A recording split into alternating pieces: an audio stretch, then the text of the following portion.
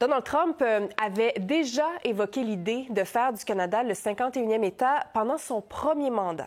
C'est ce qu'a pu confirmer Radio-Canada. Et là, vous allez voir, c'est sur notre site Internet, c'est en une de notre site Internet présentement, un article ça se lit vraiment comme un scénario. Ce qu'on apprend donc, c'est que c'est une idée de Donald Trump. Mais comme vous le savez, c'est revenu en force depuis la fameuse rencontre de Mar-a-Lago en novembre dernier avec Justin Trudeau. Et c'est la trame de fond de la campagne électorale fédérale depuis. Et là, Julie Dufresne, donc, a réussi à avoir des informations très intéressantes là-dessus. Bonjour, Julie. Bonjour, Geneviève. Donc, des sources très haut placées au gouvernement qui ont pu vous donner une meilleure idée de toute l'atmosphère qu'il y avait et surtout de tout l'historique derrière cette fameuse blague-là, parce qu'on pensait que ça avait commencé justement lors de ce fameux souper. Mais on comprend que ça date des années auparavant. Oui, et je dois vous dire que, Geneviève, pour faire ce type d'histoire-là, évidemment, ça relève presque du secret d'État, hein, parce qu'il y a très peu de gens qui ont accès aux conversations entre le président américain et le premier ministre du Canada. Il y a une poignée de gens qui entourent le premier ministre. Parfois même, les ministres eux-mêmes n'ont pas accès à ces conversations-là. Donc, ça prend des sources de qualité, des sources qui sont très au fait de ce qui se passe, plus que dans les coulisses du pouvoir. Là, on parle du bureau du premier ministre derrière les portes closes. Oui, c'est la garde la plus rapprochée. Tout à fait. Et quand j'ai commencé cette enquête-là, il y avait beaucoup de résistance à me parler pour des raisons évidentes. C'est un sujet explosif, délicat, que cette question du 51e État. Et au fur et à mesure des conversations, il y a même une de ces personnes-là qui est un chef de cabinet adjoint de Justin Trudeau qui a quitté la politique en même temps que lui, qui a accepté de lever le voile sur sa confidentialité, sur son identité, en fait, probablement pour crédibiliser cette histoire, pour qu'on comprenne mieux comment ça s'est passé en réalité. Donc, de ce souper à Mar-a-Lago dont on a beaucoup parlé, mais aussi de toutes les discussions qui ont eu lieu au téléphone entre Donald Trump et Justin Trudeau, des discussions, je dois vous le dire, Geneviève, qui sont ultra confidentielles.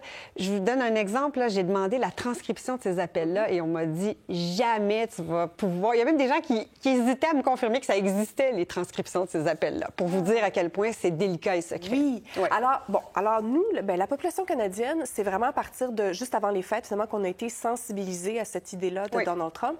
Mais dans les faits, donc, lors de son premier mandat, il en avait déjà parlé à Justin Trudeau. Oui, c'est ce qu'on a découvert, en fait, Geneviève, en faisant cette enquête-là, et qu'on a réussi à confirmer, surtout parce que c'est une chose d'entendre une rumeur à propos de ça, c'en est toute une autre de le confirmer, surtout que ça avait été dit dans des discussions très privées entre Donald Trump et Justin Trudeau, à un point tel que je ne peux pas vous donner de détails sur le contexte de ces discussions-là ou qui y était, parce que ça ferait en sorte qu'on pourrait révéler l'identité de nos sources. Mais ce qui est clair, c'est que Donald Trump a, à plusieurs reprises, selon deux de nos sources, évoqué cette question-là, donc de faire du Canada le 51e État.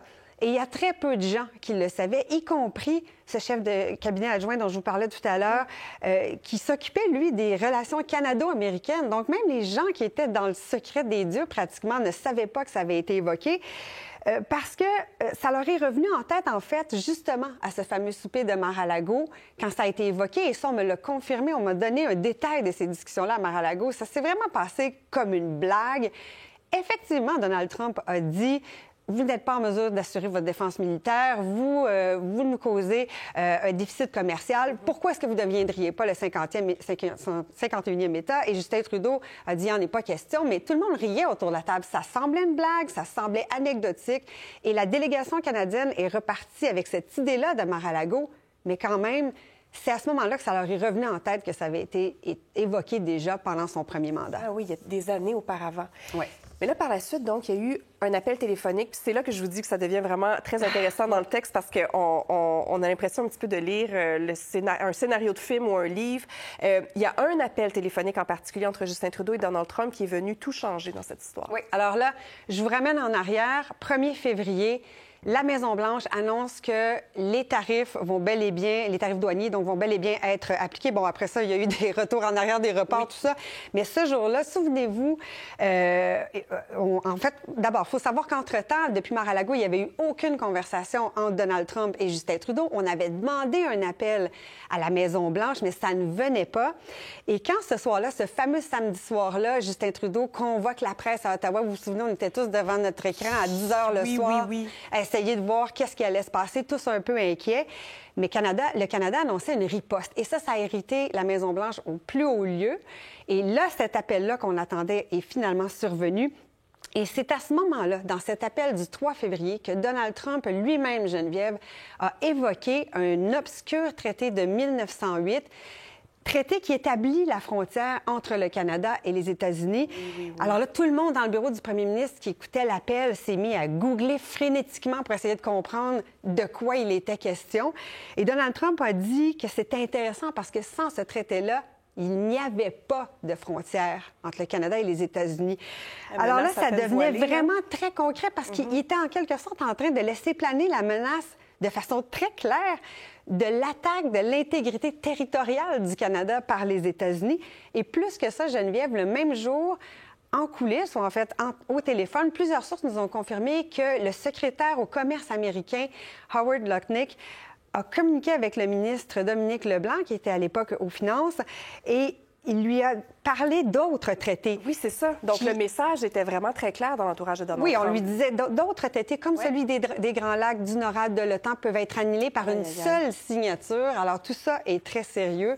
Et là, on l'a compris au gouvernement du Canada. Je ne sais pas si on a le temps d'écouter Mélanie Joly, ministre des Affaires étrangères. Peut-être que vous pouvez nous la paraphraser. Alors, essentiellement, c'est ce qu'elle nous dit, c'est que tout ça est devenu très concret à partir de ce moment-là. Et essentiellement, c'est une menace très sérieuse. On l'a compris ce jour-là. Bien voilà, et qui est maintenant au cœur de cette campagne électorale, justement.